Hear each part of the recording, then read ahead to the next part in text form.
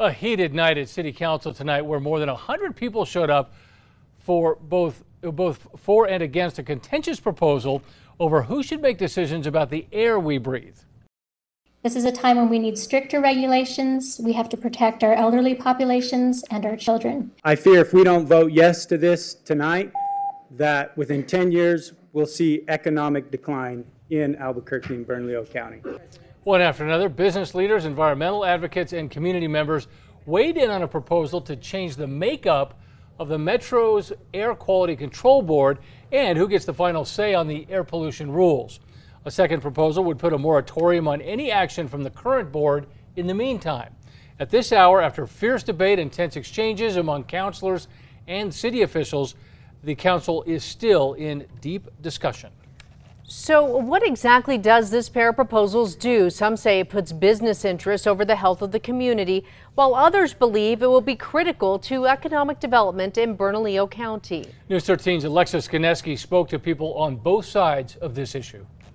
Albuquerque City Councilor Dan Lewis wants to revamp the Metro's Air Quality Control Board. We want some diversity on the board, some professional diversity.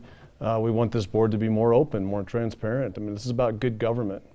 Right now, the appointed board has final say over air quality rules for businesses and developments.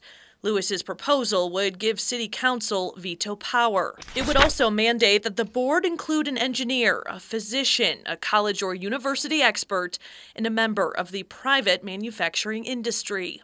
I believe these bills are effectively balancing our community's need for economic development with a desire for environmental justice. But the legislation has come with a lot of pushback. I think Councilor Lewis is using the guise of efficiency and uniformity to mislead the public into thinking that this is good government and not the dismantling of an important independent oversight agency tasked with protecting local air quality. Lauren Micklejohn, the former chair of the Air Quality Control Board, whose opinions are her own, is deeply concerned.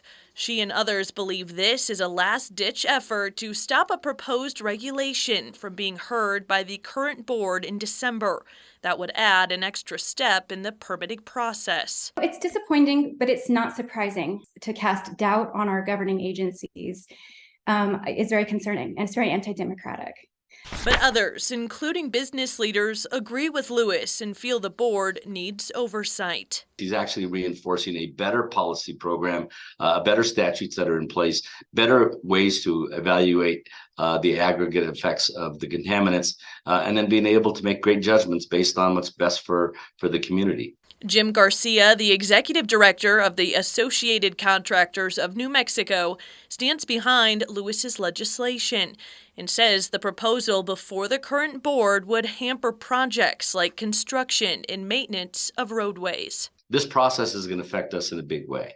For us to be able to have to go back to the NMDOT and state that we're not able to finish a road in a timely manner because of permitting or lack of permitting is bad. This is going to affect hospitals. This is going to affect hotels.